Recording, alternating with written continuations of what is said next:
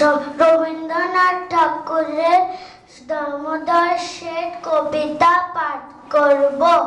অল্পেতে খুশি হবে দামোদর শেঠ কি, মুরগির মোয়া চাই, চাই ভাজা ভেটকি।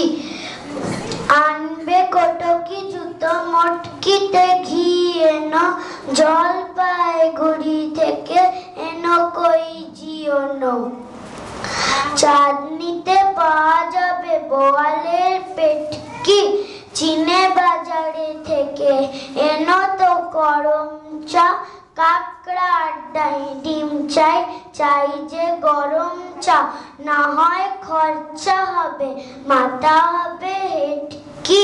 মনে রেখো বড় মাপে করা চাই আয়োজন, খোলে বা খাটো নয় 3 মণ প্রয়োজন।